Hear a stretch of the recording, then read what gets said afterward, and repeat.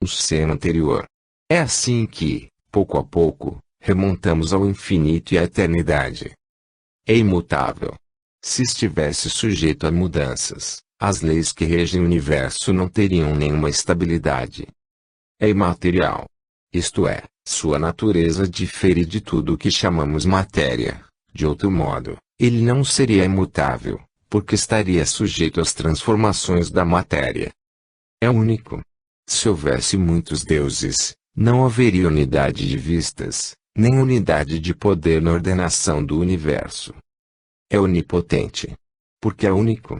Se não tivesse o soberano poder, algo haveria mais poderoso ou tão poderoso quanto ele, não teria, assim, feito todas as coisas e as que não tivesse feito seriam obra de outro Deus. É soberanamente justo e bom.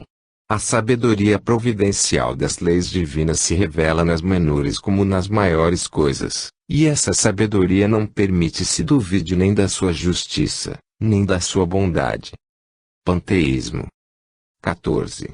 Deus é um ser distinto, ou seria, segundo a opinião de alguns, a resultante de todas as forças e de todas as inteligências do universo reunidas.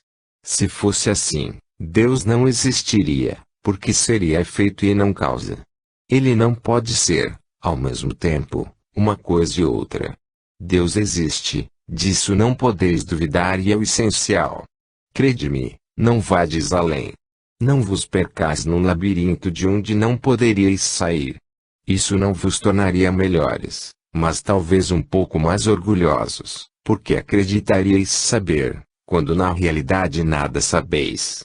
Deixai, pois, de lado todos esses sistemas, tendes muitas coisas que vos tocam mais diretamente, a começar por vós mesmos. Estudai as vossas próprias imperfeições, a fim de vos desembaraçardes delas, o que vos será mais útil do que queredes penetrar o que é impenetrável. 15. Que pensar da opinião segundo a qual todos os corpos da natureza, todos os seres, todos os globos do universo seriam partes da divindade e constituiriam, pelo seu conjunto, a própria divindade, ou seja, que pensar da doutrina panteísta. Não podendo fazer-se Deus, o homem quer ao menos ser uma parte de Deus. 16. Os que professam esta doutrina pretendem encontrar nela a demonstração de alguns dos atributos de Deus. Sendo infinitos os mundos, Deus é, por isso mesmo, infinito, não existindo o vazio, ou nada em parte alguma. Deus está por toda parte, estando Deus em toda parte, já que tudo é parte integrante de Deus. Ele dá a todos os fenômenos da natureza uma razão de ser inteligente, que se pode opor a esse raciocínio. A razão. Refleti maduramente e não vos será difícil reconhecer-lhe o absurdo. Esta doutrina faz de Deus um ser material que, embora dotado de suprema inteligência, seria em escala maior o que somos em menor escala. Ora, transformando-se incessantemente a matéria, Deus, nesse caso, não teria nenhuma estabilidade e estaria sujeito a todas as vicissitudes, mesmo a todas as necessidades da humanidade. Faltar-lhe um dos atributos essenciais da divindade, a imutabilidade. Não se podem conciliar as propriedades da matéria com a ideia de Deus sem que ele fique rebaixado em nosso pensamento, e nenhuma sutileza de sofisma conseguirá resolver o problema de sua natureza íntima. Não sabemos tudo o que ele é, mas sabemos o que ele não pode deixar de ser e o sistema acima está em contradição com as suas propriedades mais essenciais. Confunde Criador com a criatura, exatamente como se quiséssemos que uma máquina engenhosa fosse parte integrante do mecânico que a concebeu. A inteligência de Deus se revela em suas obras como a de um pintor no seu quadro, mas as obras de Deus não são o próprio Deus, como o quadro não é o pintor que o concebeu e executou. Capítulo 2. Elementos gerais do universo. Conhecimento do princípio das coisas. 17. É dado ao homem conhecer o princípio das coisas. Não, Deus não permite que tudo seja revelado ao homem neste mundo. 18. O homem penetrará um dia o mistério das coisas que lhe são ocultas. O véu se levanta para ele à medida que se depura, mas, para compreender certas coisas, precisa de faculdades que ainda não possui.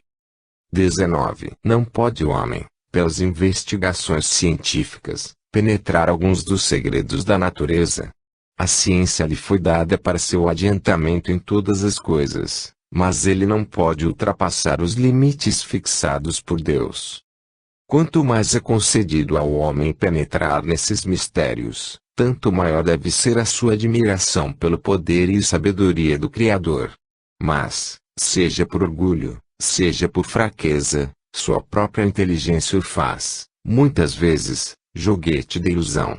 Ele amontoa sistemas sobre os sistemas e cada dia que passa ele mostra quantos erros tomou por verdades e quantas verdades repeliu como erros.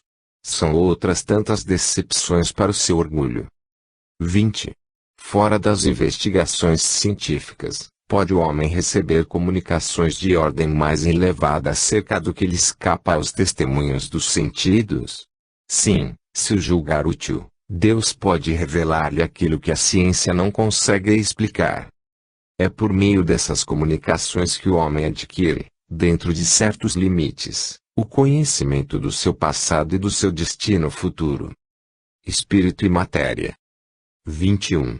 A matéria existe de toda a eternidade, como Deus, ou foi criada por ele em certo momento. Só Deus o sabe. Entretanto, há uma coisa que a razão vos deve indicar, é que Deus, modelo de amor e caridade, nunca esteve inativo. Por mais distante que consigais imaginar o início de sua ação, podereis concebê-lo um segundo que seja na ociosidade? 22. Define-se geralmente a matéria como aquilo que tem extensão, que pode impressionar os nossos sentidos, que é impenetrável. Essas definições são exatas. Do vosso ponto de vista são exatas, porque não falais senão do que conheceis. Mas a matéria existe em estados que vos são desconhecidos. Pode ser, por exemplo, tão etérea e sutil que nenhuma impressão vos causa os sentidos. Contudo, é sempre matéria, embora para vós não seja. 22a. Que definição podeis dar da matéria? A matéria é o laço que prende o espírito, é o instrumento de que este se serve sobre o qual, ao mesmo tempo, exerce sua ação. Deste ponto de vista, pode-se dizer que a matéria é o agente, o intermediário com auxílio do qual e sobre o qual atua o espírito. 23. Que é o espírito? O princípio inteligente do universo. 23a. Qual a natureza íntima do espírito? Não é fácil analisar o espírito com a vossa linguagem. Para vós, ele nada é, visto não ser uma coisa palpável, mas, para nós, é alguma coisa. Ficai sabendo, coisa nenhuma ou nada e o nada não existe. 24. O espírito é sinônimo de inteligência. A inteligência é um atributo essencial do espírito, mas ambos se confundem num princípio comum, de sorte que, para vós, são a mesma coisa. 25. O espírito é independente da matéria ou é apenas uma propriedade desta, como as cores são propriedades da luz e o som uma propriedade do ar. Ambos são distintos, mas a união do espírito e da matéria é necessária para dar inteligência à matéria. 25a. Essa união é igualmente necessária para a manifestação do espírito. Entendemos aqui por espírito o princípio da inteligência, abstração feita das individualidades designadas por esse nome, é necessária para vós, porque não estáis organizados para perceber o espírito sem a matéria, vossos sentidos não foram feitos para isso. 26. Poder-se-á conceber o espírito sem a matéria sem o espírito? Pode-se, sem dúvida, pelo pensamento. 27. Haveria, assim, dois elementos gerais do universo, a matéria e o espírito. Sim, e acima de tudo Deus, o Criador, o Pai de todas as coisas. Esses três elementos constituem o princípio de tudo o que existe, a Trindade universal. Mas ao elemento material é preciso juntar o fluido universal, que desempenha o papel de intermediário entre o espírito e a matéria propriamente dita, muito grosseira para que o espírito possa exercer alguma ação sobre ela. Embora, sob certo ponto de vista, se possa classificar o fluido universal como elemento material, ele se distingue deste por propriedades especiais. Se fosse realmente matéria, não haveria razão para que o espírito também não o fosse. Está colocado entre o espírito e a matéria. É fluido, como a matéria é matéria, e suscetível, pelas suas inúmeras combinações com esta e sob a ação do espírito, de produzir a infinita variedade das coisas de que não conheceis senão uma ínfima parte. Esse fluido universal, ou primitivo, ou elementar, sendo agente de que o espírito se utiliza, é o princípio sem o qual a matéria estaria em perpétuo estado de divisão e jamais adquiriria as propriedades que a gravidade lhe dá. 27a. Seria esse o fluido que designamos pelo nome de eletricidade? Dissemos que ele é suscetível de inúmeras combinações. O que chamais fluido elétrico, fluido magnético, são modificações do fluido universal, que não é, propriamente falando, senão matéria mais perfeita, mais sutil e que se pode considerar independente. 28. Já que o próprio espírito é alguma coisa, não seria mais exato e menos sujeito a confusões designar esses dois elementos gerais pelas expressões, matéria inerte e matéria inteligente? As palavras pouco nos importam. Cabe a vós formular a vossa linguagem de maneira a vos entenderdes. As vossas controvérsias provêm, quase sempre, de não vos entenderdes sobre as palavras, visto que a vossa linguagem é incompleta para exprimir as coisas que não ferem os vossos sentidos. Um fato patente domina todas as hipóteses: vemos matéria que não é inteligente e vemos um princípio inteligente independente da matéria. A origem e a conexão destas duas coisas nos são desconhecidas. Quer elas tenham ou não uma fonte comum e os necessários pontos de contato, quer inteligência tenha existência própria, ou seja, uma propriedade, um efeito, quer seja mesmo, segundo a opinião de alguns, uma emanação da divindade, ignoramos. Elas se nos revelam distintas, razão porque as admitimos formando os dois princípios constitutivos do universo. Vemos acima de tudo isso uma inteligência que domina todas as outras, que as governa, que se distingue delas por atributos especiais. É a essa inteligência suprema que chamamos Deus. Propriedades da matéria. 29. A ponderabilidade é um atributo essencial da matéria? Da matéria como a entendeis, sim, mas não da matéria considerada fluido universal. A matéria etérea e sutil que forma esse fluido é imponderável para vós, mas nem por isso deixa de ser o princípio da vossa matéria pesada. A gravidade é uma propriedade relativa. Fora da esfera de atração dos mundos, não há peso, do mesmo modo que não há alto nem baixo. 30. A matéria é formada de um só ou de vários elementos. De um só elemento primitivo. Os corpos que considerais simples não são verdadeiros elementos, mas transformações da matéria primitiva. 31. De onde vêm as diferentes propriedades da matéria? Das modificações que as moléculas elementares sofrem por efeito da sua união, e em certas circunstâncias. 32. De acordo com isso, os sabores, os odores, as cores, o som, as qualidades venenosas ou salutares dos corpos não passariam de modificações de uma única e mesma substância primitiva. Sim, certamente, e que só existem pela disposição dos órgãos destinados a percebê-los. Esse princípio é demonstrado pelo fato de nem todos perceberem as qualidades dos corpos da mesma maneira. Um acha uma coisa agradável ao gosto, enquanto o outro a acha ruim. Uns veem azul que outros veem vermelho, o que para uns é veneno, para outros é inofensivo ou salutar. 33. A mesma matéria elementar é suscetível de passar por todas as modificações e de adquirir todas as propriedades. Sim, e é isso que se deve entender quando dizemos que tudo está em tudo. Nota de Allan Kardec: este princípio explica o fenômeno conhecido de todos os magnetizadores e que consiste em dar-se, pela ação da vontade, a uma substância qualquer, a água, por exemplo, propriedades muito diversas, um gosto determinado e até as qualidades ativas de outras substâncias. Desde que só existe um elemento primitivo e que as propriedades dos diferentes corpos não passam de modificações desse elemento, resulta que a mais inofensiva substância tem o mesmo princípio que a mais deletéria. Assim, a água, que é formada de uma parte de oxigênio e de duas de hidrogênio, torna-se corrosiva se duplicarmos a proporção de oxigênio. Uma transformação análoga pode produzir-se pela ação magnética dirigida pela vontade. Fim da nota. O oxigênio, o hidrogênio, o azoto, o carbono e todos os corpos que consideramos simples não passam de modificações de uma substância primitiva. Na impossibilidade em que ainda nos achamos de remontar, a não ser pelo pensamento, a esta matéria primitiva, esses corpos são para nós verdadeiros elementos, e podemos, sem maiores consequências, considerá-los como tais até nova ordem. 33a.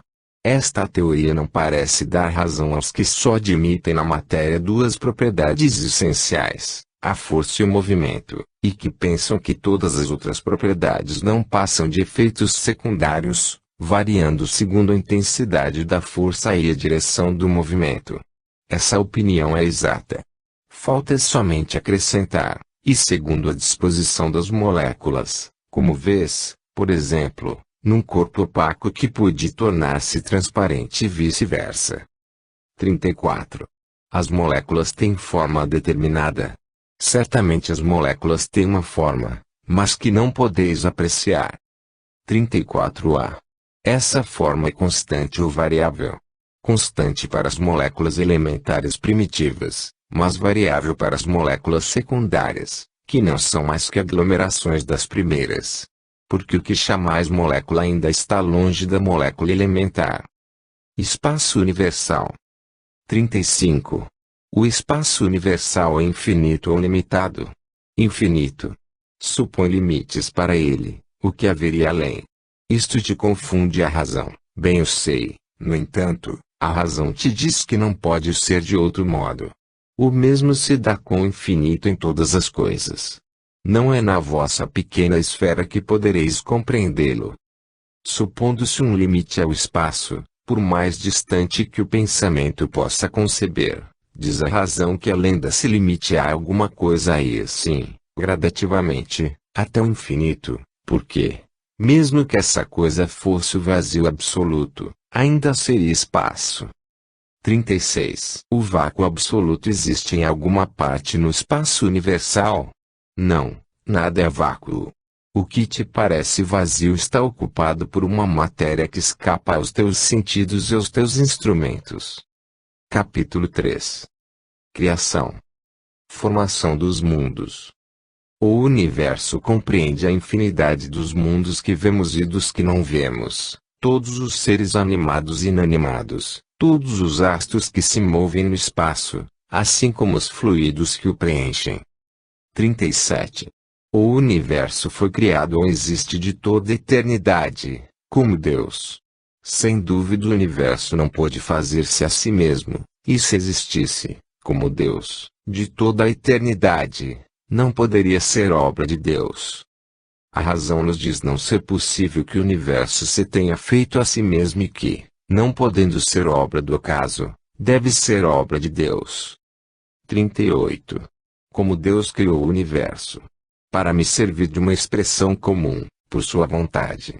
Nada representa melhor essa vontade toda-poderosa do que estas belas palavras em Gênesis 1:3. Deus disse, faça-se a luz e a luz foi feita. 39. Poderemos conhecer o modo de formação dos mundos. Tudo o que se pode dizer e podeis compreender é que os mundos se formam pela condensação da matéria disseminada no espaço. 40. Os cometas seriam, como agora se pensa, um começo de condensação da matéria, mundos em processo de formação. Isso é exato, absurdo, porém, é acreditar-se na influência deles. Refiro-me à influência que vulgarmente lhes atribuem, pois todos os corpos celestes influem de algum modo em certos fenômenos físicos. 41. Pode um mundo completamente formado desaparecer e a matéria que o compõe disseminar-se de novo no espaço? Sim, Deus renova os mundos, como renova os seres vivos. 42. Poderemos conhecer a duração da formação dos mundos, da Terra, por exemplo. Nada te posso dizer a respeito, porque só o Criador o sabe, e bem louco quem pretendesse sabê-lo, ou conhecer o número de séculos dessa formação. Formação dos seres vivos. 43. Quando a Terra começou a ser povoada. No começo tudo era caos, os elementos estavam confundidos. Pouco a pouco cada coisa tomou seu lugar. Apareceram então os seres vivos apropriados ao estado do globo. 44. De onde vieram os seres vivos para a Terra? A Terra lhes continha os germes, que aguardavam o momento favorável para se desenvolverem. Os princípios orgânicos se congregaram assim que cessou a força que os mantinha afastados, e formaram os germes de todos os seres vivos. Estes germes permaneceram em estado latente de inércia, como a crisálide e as sementes das plantas, até o momento propício à eclosão de cada espécie. Então, os seres de cada espécie se reuniram e se multiplicaram. 45. Onde estavam os elementos orgânicos, antes da formação da Terra? Achavam-se, por assim dizer, em estado de fluido no espaço, no meio dos espíritos, ou em outros planetas, esperando a formação da Terra para começarem nova existência em um novo globo. A química nos mostra as moléculas dos corpos inorgânicos unindo-se para formarem cristais de uma regularidade constante, conforme cada espécie, desde que se encontrem nas condições desejadas. A menor perturbação nestas condições é suficiente para impedir a reunião dos elementos, ou, pelo menos, para se opor à disposição regular que constitui o cristal. Por que não se daria o mesmo com os elementos orgânicos? Conservamos durante anos germes de plantas e de animais, que só se desenvolvem a uma certa temperatura e em meio apropriado. Tem-se visto grãos de trigo germinarem depois de vários séculos. Há, pois, nesses germes, um princípio latente de vitalidade que apenas espera uma circunstância favorável para se desenvolver. O que se passa sob nossos olhos não pode ter existido desde a origem do globo. Essa formação dos seres vivos, saindo do caos pela própria força da natureza, diminui em alguma coisa a grandeza de Deus? Longe disso, corresponde melhor à ideia que fazemos do seu poder, a se exercer sobre mundos infinitos por meio de leis eternas. Esta teoria não resolve, é verdade, a questão da origem dos elementos vitais, mas Deus tem seus mistérios e pôs limites às nossas investigações. 46. Ainda há seres que nascem espontaneamente? Sim, mas o germe primitivo já existia em estado latente. Sois todos os dias testemunhas desse fenômeno. Os tecidos do homem e dos animais não contêm os germes de uma multidão de vermes que só esperam, para desabrochar, a fermentação pútrida necessária à sua existência. É um pequeno mundo que dormita e que se cria. 47. A espécie humana se encontrava entre os elementos orgânicos contidos no globo terrestre. Sim, e veio a seu tempo.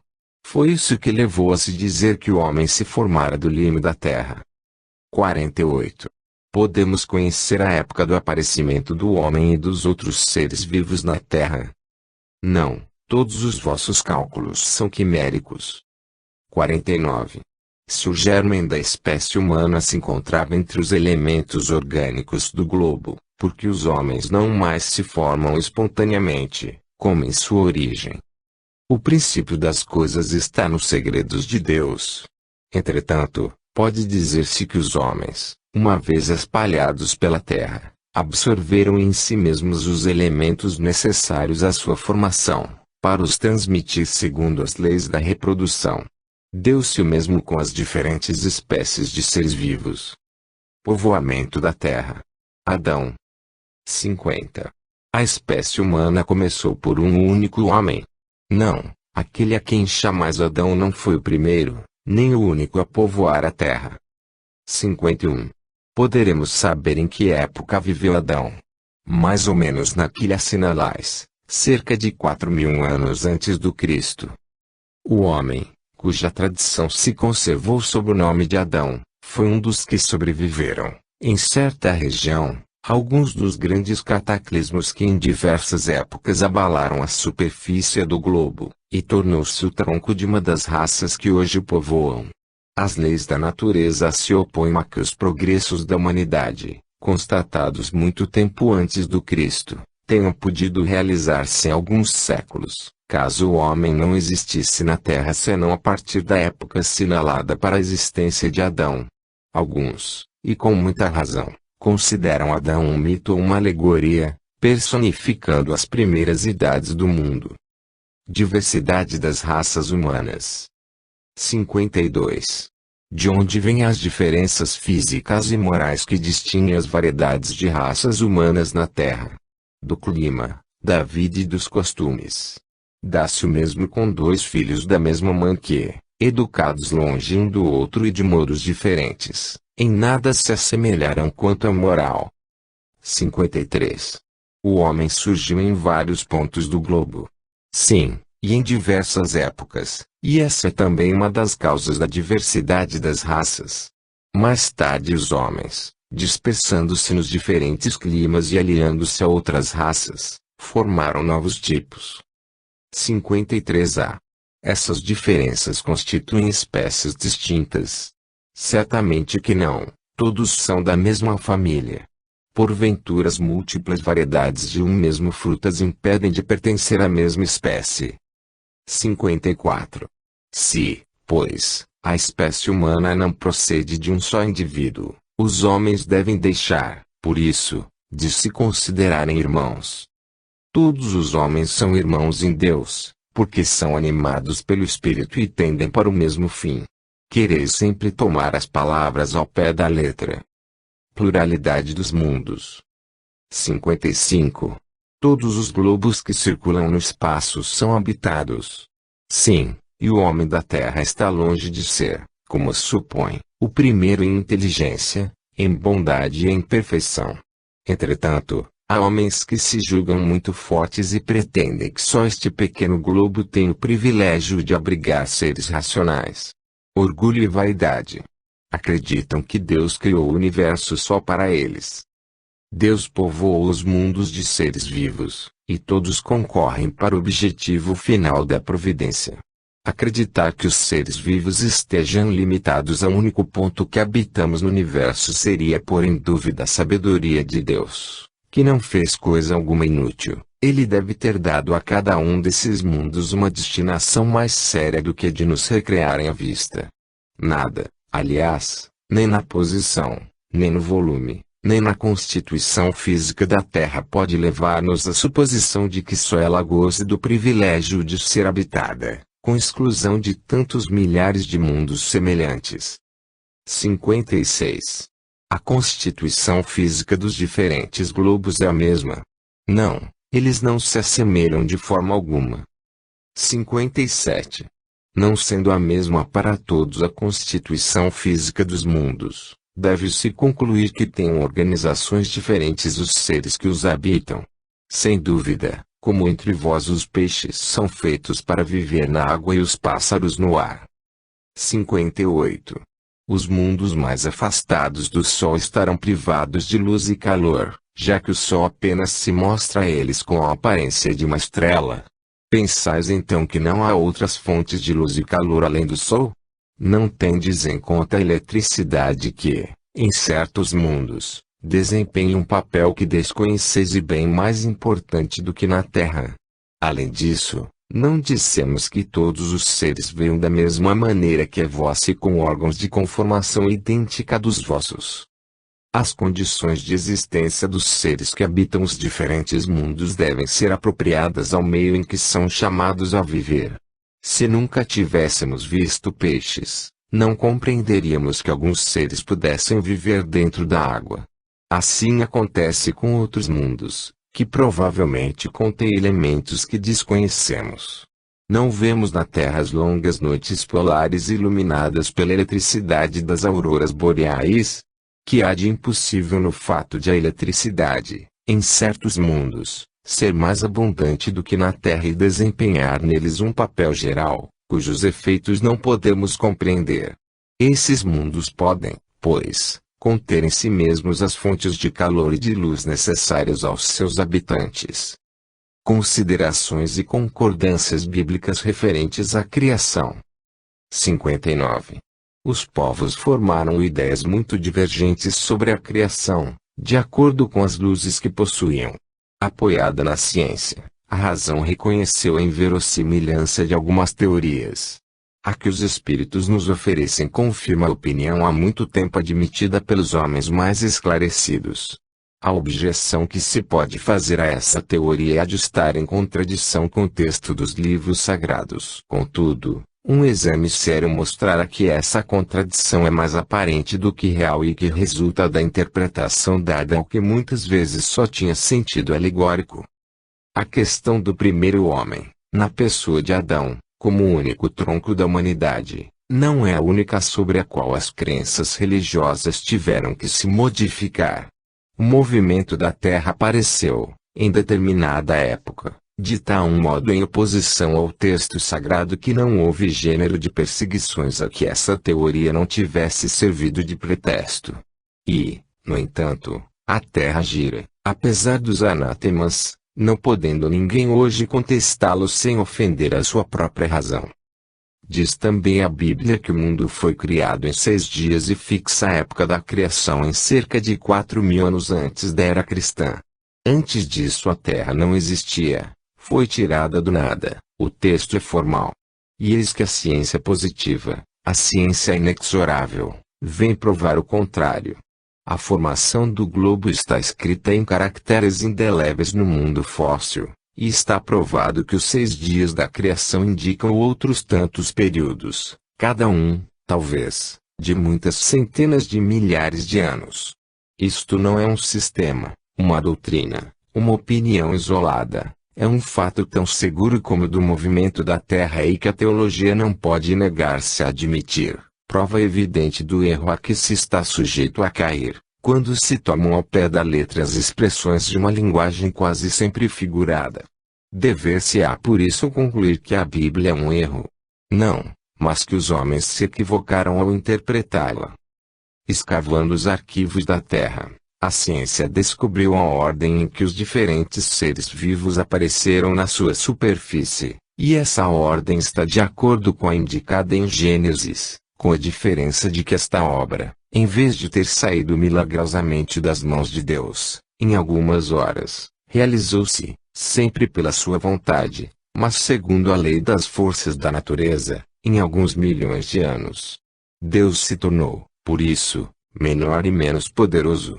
Sua obra ficou menos sublime, por não ter o prestígio da instantaneidade. Evidentemente, não. Seria preciso fazer da divindade uma ideia bem mesquinha, para não se reconhecer a sua onipotência nas leis eternas que estabeleceu para reger os mundos.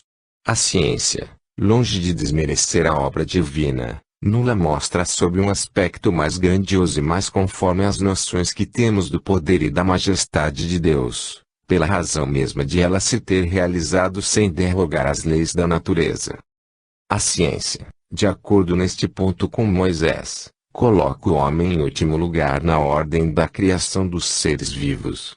Moisés, porém, estabelece como do dilúvio universal o ano 16.547 da formação do mundo, enquanto a geologia nos mostra o grande cataclismo como anterior ao aparecimento do homem, visto não se ter encontrado, até hoje, nas camadas primitivas, traço algum de sua presença, nem da dos animais da mesma categoria, do ponto de vista físico. Mas nada prova que isso seja impossível. Muitas descobertas já lançaram dúvidas a respeito. Pode acontecer que, de um momento para outro, Se adquire a certeza material da anterioridade da raça humana e então se reconhecerá que, nesse ponto como em tantos outros, o texto bíblico é uma figura. A questão está em saber se o cataclismo geológico é o mesmo que o de Noé. Ora, o tempo necessário à formação das camadas fósseis não permite confundi-los, e desde que se encontrem vestígios da existência do homem antes da grande catástrofe, ficará provado que Adão não foi o primeiro homem, ou que a sua criação se perde na noite dos tempos. Contra a evidência não há raciocínios possíveis e será preciso aceitar-se esse fato, como se aceitaram o do movimento da Terra e os 6 períodos da criação. A existência do homem antes do dilúvio geológico ainda é, na verdade, uma hipótese, mas eis aqui uma coisa que o é menos.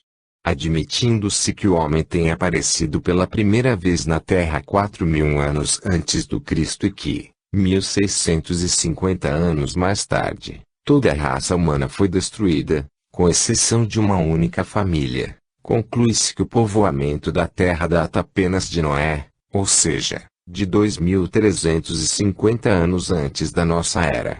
Ora, quando os hebreus emigraram para o Egito, no 18º século, encontraram este país muito povoado e já bastante adiantado em civilização.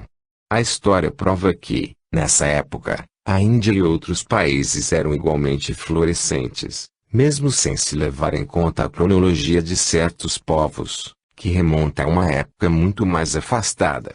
Teria sido preciso, portanto, que do 24º ao 18º século, isto é, que num espaço de 600 anos, não somente a posteridade de um único homem tivesse podido povoar todas as imensas regiões então conhecidas, supondo-se que as outras não o fossem, mas também que, nesse curto intervalo, a espécie humana houvesse podido elevar-se da ignorância absoluta do estado primitivo ao mais alto grau de desenvolvimento intelectual, o que contraria todas as leis antropológicas. A diversidade das raças vem reforçar mais ainda esta opinião. O clima e os costumes produzem, sem dúvida, modificações das características físicas. Sabe-se, porém, até onde pode ir a influência dessas causas, e o exame fisiológico prova haver, entre certas raças, diferenças constitucionais mais profundas do que as que o clima é capaz de determinar. O cruzamento das raças produz os tipos intermediários, tende a apagar os caracteres extremos, mas não os produz, apenas cria variedades. Ora, para que tenha havido cruzamento de raças, era preciso que houvesse raças distintas.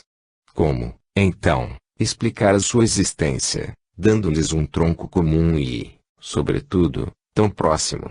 Como admitir que, em alguns séculos, alguns descendentes de Noé se tenham transformado a ponto de produzirem a raça etíope, por exemplo? Uma tal metamorfose não é mais admissível do que a hipótese de um tronco comum para o lobo e a ovelha, para o elefante e o pulgão, para o pássaro e o peixe. Ainda uma vez, nada pode prevalecer contra a evidência dos fatos.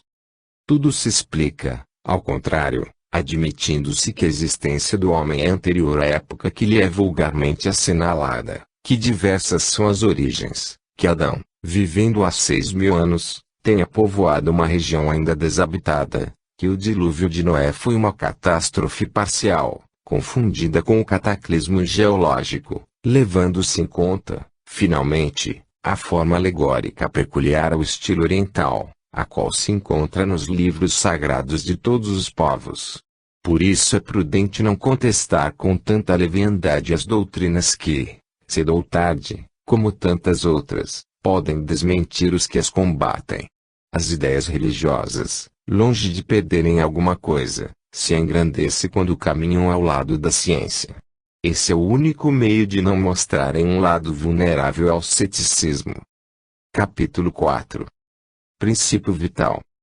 Seres orgânicos e inorgânicos. Os seres orgânicos são os que têm em si uma fonte de atividade íntima que lhes dá a vida. Nascem, crescem, reproduzem-se por si mesmos e morrem. São providos de órgãos especiais para a realização dos diferentes atos da vida, órgãos apropriados às suas necessidades de conservação. Compreendem os homens, os animais e as plantas. Os seres inorgânicos são todos os que não possuem vitalidade nem movimentos próprios, e que se formam apenas pela agregação da matéria. Tais são os minerais, a água, o ar, etc. 60. E a mesma força que une os elementos da matéria nos corpos orgânicos e inorgânicos. Sim, a lei de atração é a mesma para todos. 61. Há diferença entre a matéria dos corpos orgânicos e a dos inorgânicos. A matéria é sempre a mesma, mas nos corpos orgânicos está animalizada. 62. Qual a causa da animalização da matéria? Sua união com o princípio vital. 63. O princípio vital reside em algum agente particular, ou é apenas uma propriedade da matéria organizada? Numa palavra, é efeito ou causa? Uma e outra coisa. A vida é um efeito produzido pela ação de um agente sobre a matéria.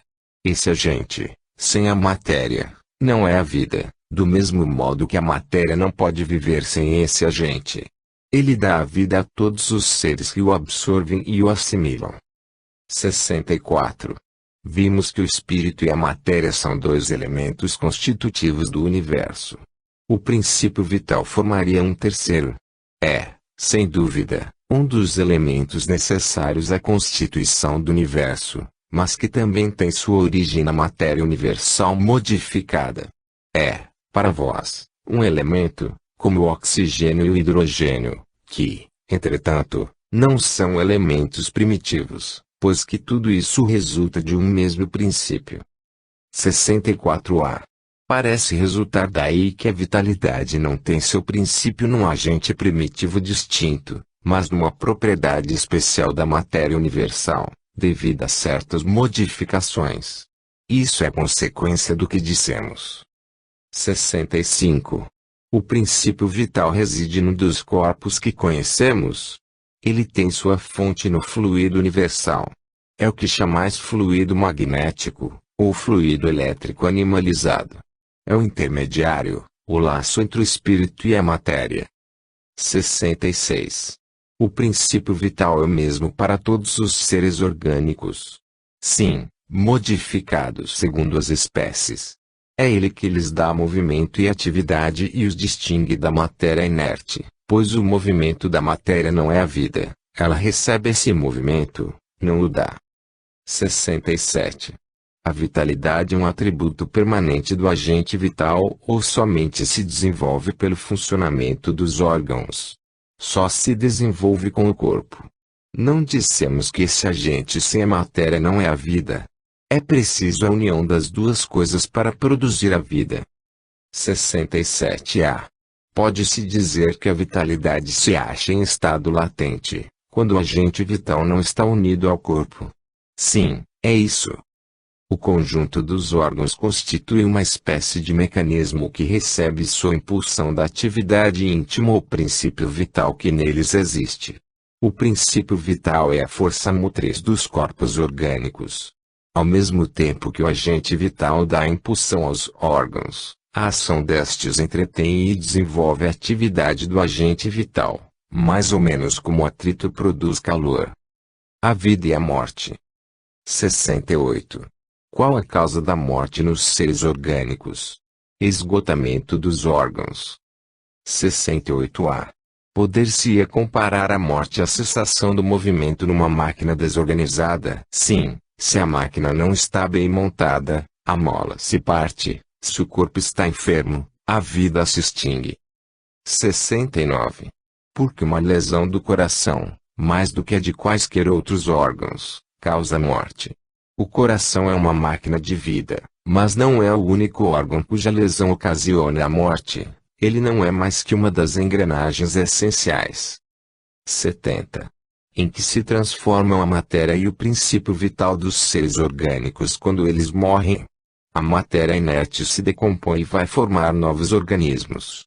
O princípio vital retorna à massa. Morto o ser orgânico, os elementos que o compõem sofrem novas combinações, de que resultam novos seres, os quais aurem na fonte universal o princípio da vida e da atividade, absorvendo-o e assimilando-o, para novamente o devolverem a essa fonte, quando deixarem de existir. Os órgãos estão, por assim dizer, impregnados de fluido vital. Esse fluido dá a todas as partes do organismo uma atividade que opera a cicatrização de certas lesões e restabelece as funções momentaneamente suspensas. Mas, quando os elementos essenciais ao funcionamento dos órgãos estão destruídos, ou muito profundamente alterados, o fluido vital é impotente para lhes transmitir o movimento da vida, e o ser morre. Os órgãos reagem mais ou menos necessariamente uns sobre os outros, da harmonia do conjunto resulta a sua ação recíproca. Quando uma causa qualquer destrói essa harmonia, os órgãos deixam de funcionar, como o movimento de um mecanismo cujas engrenagens essenciais estão desarranjadas. Dá-se o mesmo com um relógio que se desgasta com o tempo ou se danifica por acidente. A força motriz é impotente para fazê-lo funcionar. Num aparelho elétrico temos uma imagem mais exata da vida e da morte. Como todos os corpos da natureza, esse aparelho contém eletricidade em estado latente. Os fenômenos elétricos só se manifestam quando o fluido é posto em atividade por uma causa especial, então se poderia dizer que o aparelho está vivo. Vindo a cessar a causa da atividade, cessa o fenômeno e o aparelho volta ao estado de inércia. Os corpos orgânicos seriam, assim, uma espécie de pilhas ou aparelhos elétricos, nos quais a atividade do fluido produz o fenômeno da vida. A cessação dessa atividade causa a morte. A quantidade de fluido vital não é absoluta em todos os seres orgânicos. Varia segundo as espécies e não é constante no mesmo indivíduo, nem nos demais indivíduos da mesma espécie. Há os que estão, a bem dizer, saturados de fluido vital, enquanto outros o possuem apenas em quantidade suficiente. Daí, para alguns, vida mais ativa, mais tenaz e, de certo modo, superabundante. A quantidade de fluido vital se esgota. Pode tornar-se insuficiente para a manutenção da vida, se não se renovar pela absorção e assimilação das substâncias que o contêm. O fluido vital se transmite de um indivíduo a outro. Aquele que o tiver em maior quantidade pode dá-lo a quem o tenha de menos e em certos casos prolongar a vida prestes a extinguir-se. Inteligência e instinto. 71. A inteligência é um atributo do princípio vital? Não, pois as plantas vivem e não pensam, só têm vida orgânica. A inteligência e a matéria são independentes, já que um corpo pode viver sem a inteligência, mas a inteligência só pode manifestar-se por meio dos órgãos materiais. É preciso a união com o espírito para dar inteligência à matéria animalizada. A inteligência é uma faculdade especial, peculiar a algumas classes de seres orgânicos e que lhes dá, com o pensamento, a vontade de agir, a consciência de sua existência e de sua individualidade, bem como os meios de estabelecerem relações com o mundo exterior e de proverem as suas necessidades. Podem distinguir-se assim, primeira, os seres inanimados, formados apenas de matéria, sem vitalidade nem inteligência, são os corpos brutos. Segunda, os seres animados que não pensam, formados de matéria e dotados de vitalidade, mas desprovidos de inteligência. Terceira, os seres animados pensantes, formados de matéria, dotados de vitalidade e tendo ao mais um princípio inteligente que lhes dá a faculdade de pensar. 72. Qual é a fonte da inteligência? Já o dissemos, a inteligência universal. 72a. Poder-se-ia dizer que cada ser tira uma porção de inteligência da fonte universal e assimila, como tira e assimila o princípio da vida material. Isto é apenas uma comparação, mas que não é exata, porque a inteligência é uma faculdade própria de cada ser e constitui a sua individualidade moral. Além disso, como sabeis, há coisas que ao homem não é dado penetrar e esta, por enquanto, é uma delas. 73. O instinto é independente da inteligência. Não exatamente, porque o instinto é uma espécie de inteligência. É uma inteligência não racional, é por ele que todos os seres provêm as suas necessidades. 74. Pode-se estabelecer um limite entre o instinto e a inteligência, isto é, precisar onde acaba um e começa a outra. Não, porque muitas vezes se confundem, mas se podem distinguir muito bem os atos que decorrem do instinto daqueles que pertencem à inteligência. 75. É correto dizer-se que as faculdades instintivas diminuem à medida que crescem as intelectuais? Não, o instinto existe sempre, mas o homem o despreza. O instinto também pode conduzir ao bem. Ele quase sempre nos guia algumas vezes com mais segurança do que a razão. Nunca se engana. 75a. Porque a razão nem sempre é um guia infalível. Seria infalível se não fosse falseada pela má educação, pelo orgulho e pelo egoísmo. O instinto não raciocina, a razão permite a escolha e dá ao homem o livre-arbítrio.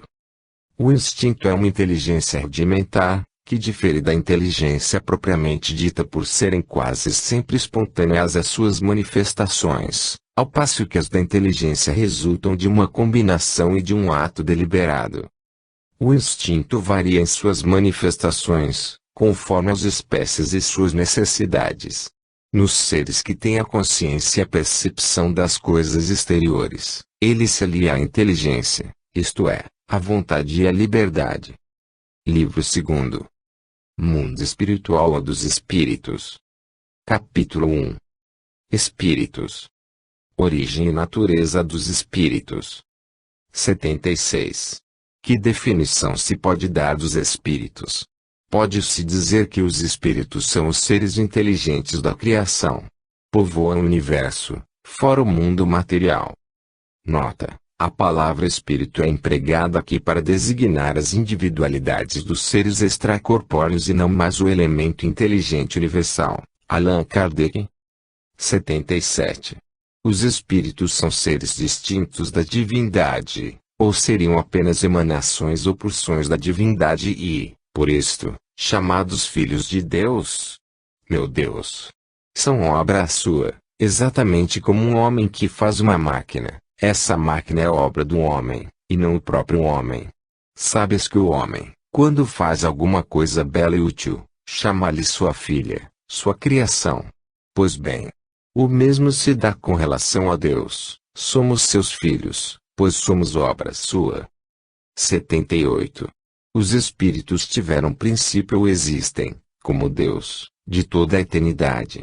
Se não tivessem tido princípio, seriam iguais a Deus, ao passo que são criação sua e se acham submetidos à sua vontade.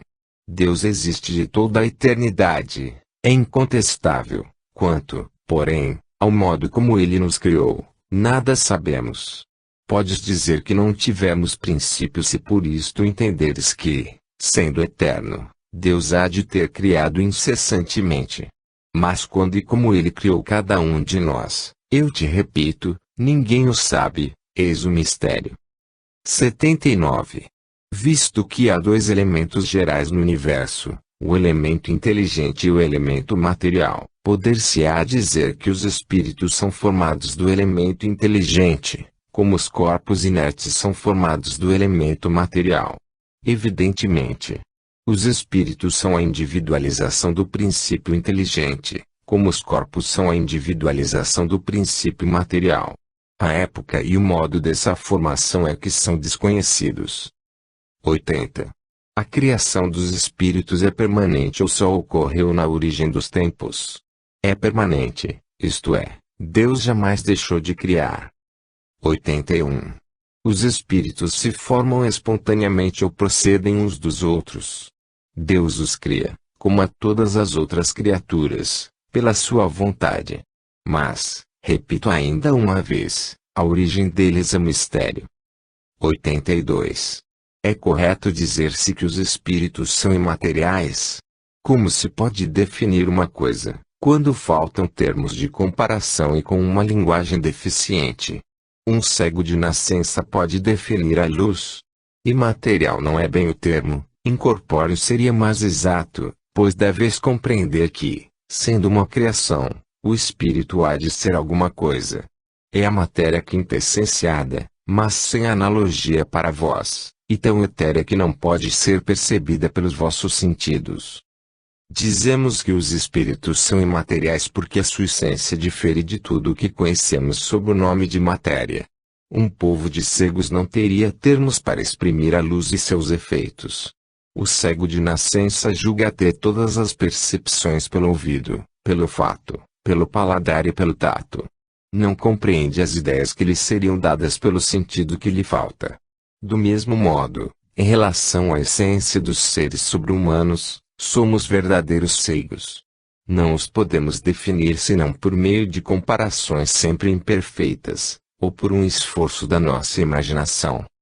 83. Os espíritos têm fim. Compreende-se que o princípio de onde eles emanam seja eterno, mas o que perguntamos é se suas individualidades têm um termo e se, em dado tempo, mais ou menos longo, o elemento de que são formados não se dissemina e volta à massa da qual saiu, como acontece com os corpos materiais.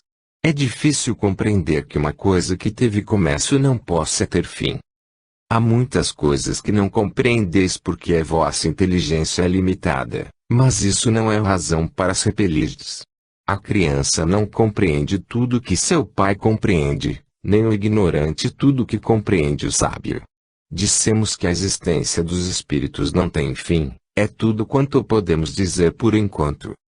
Mundo normal primitivo. 84. Os espíritos constituem um mundo à parte, for aquele que vemos.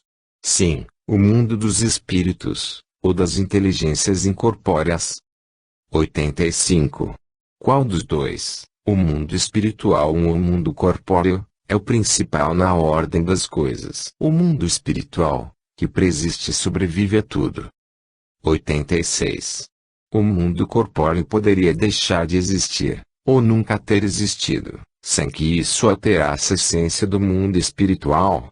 Sim, eles são independentes e, não obstante, a correlação entre ambos é incessante, porque reagem incessantemente um sobre o outro. 87. Os espíritos ocupam uma região determinada e circunscrita no espaço. Os espíritos estão por toda parte. Povoam infinitamente os espaços infinitos. Há os que estão sem cessar ao vosso lado, observando-vos e atuando sobre vós, sem que o saibais, já que os espíritos são uma das forças da natureza e os instrumentos de que Deus se serve para a execução de seus desígnios providenciais. Nem todos, porém, vão a toda parte, pois há regiões interditas aos menos adiantados. Forma e ubiquidade dos espíritos. 88. Os espíritos têm uma forma determinada, limitada e constante. Aos vossos olhos, não, aos nossos, sim. O espírito é, se quiserdes, uma chama, um clarão ou uma centelha etérea. 88a. Essa chama ou centelha tem cor. Para vós, ela varia do escuro ao brilho do rubi, conforme o espírito seja mais ou menos puro. Representam-se comumente os gênios com uma chama ou uma estrela na fronte. É uma alegoria que lembra a natureza essencial dos espíritos. Colocam-na no alto da cabeça, porque aí está a sede da inteligência. 89. Os espíritos gastam algum tempo para percorrer o espaço? Sim, mas com a rapidez do pensamento. 89a. O pensamento não é a própria alma que se transporta. Quando o pensamento está em alguma parte, a alma também aí está, pois é a alma quem pensa. O pensamento é um atributo. 90. O espírito que se transporta de um lugar a outro tem consciência da distância que percorre dos espaços que atravessam é subitamente transportado ao lugar aonde quer ir? Ambas as coisas.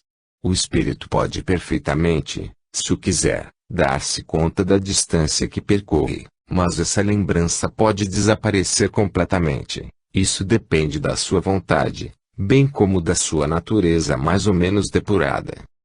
91. A matéria oferece obstáculo aos espíritos? Não, eles penetram tudo, o ar, a terra, as águas e até mesmo o fogo lhes são igualmente acessíveis. 92. Os espíritos têm o dom de ubiquidade. Em outras palavras, o mesmo espírito pode dividir-se ou existir em vários pontos ao mesmo tempo. Não pode haver divisão de um mesmo espírito, mas cada um é um centro que irradia para diferentes lados, e é por isso que parecem estar